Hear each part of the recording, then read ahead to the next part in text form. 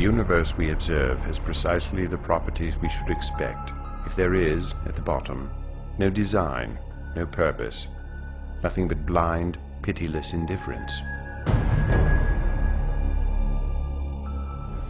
I don't know, I'm pretty satisfied with the explanation of the evolutionists.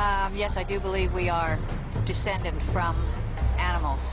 Evolution is obvious. Man was not created in God's image. God was created in man's image in order to address those things about which we were ignorant. I think part of the grand joke of it all is that, you know, before there was feet, there was flippers. Before there was lungs, there was gills. And, you know, it's all part of that process that got us where we are today, gridlocked and angry.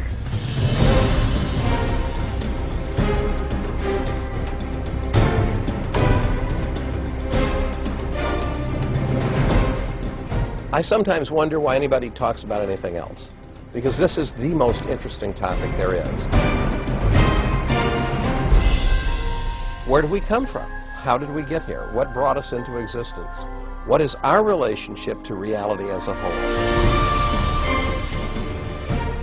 You look at the incredible diversity and complexity of life, and inevitably the question arises, what brought all this into existence? Was it simply chance and necessity, undirected natural forces? Or is there something else going on? Is there a purpose, a plan, a design due to an intelligent cause?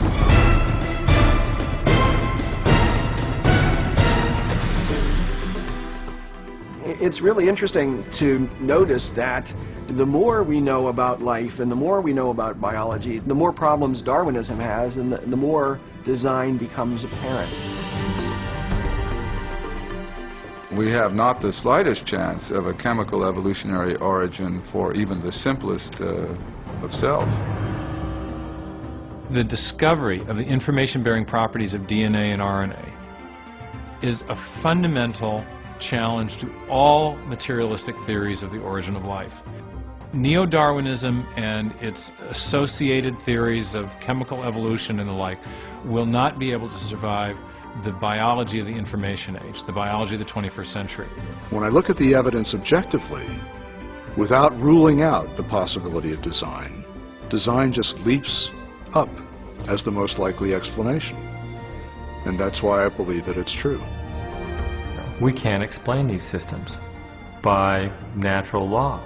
And if we're searching for truth, and they are in fact designed, if we have to be design engineers to understand them, then I say, what's the problem? You know, you go where the data leads you. And the implications, yeah, they have profound metaphysical implications, but so be it.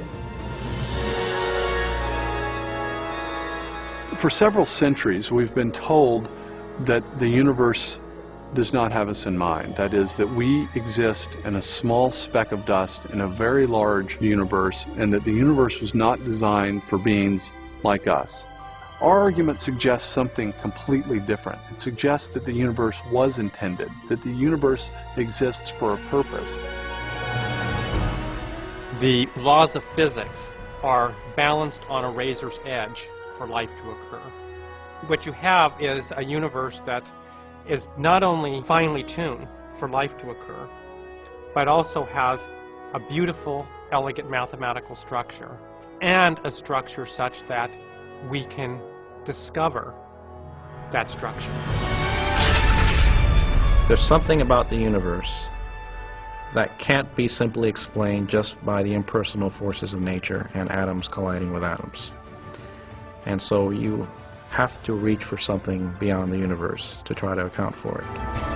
The founders of modern science, like Copernicus and Kepler and Galileo and Newton himself, believed that the universe was the product of a mind, that it was intelligible to beings like ourselves because the universe itself was the product of an intelligent being.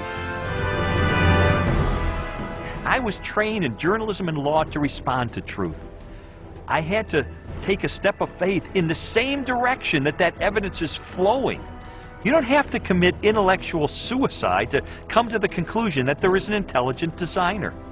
Because today, science is pointing more directly and more powerfully toward a creator than any other time in the history of the world.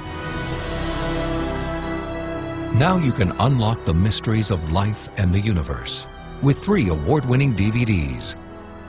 Unlocking the Mystery of Life, The Privileged Planet, and The Case for a Creator.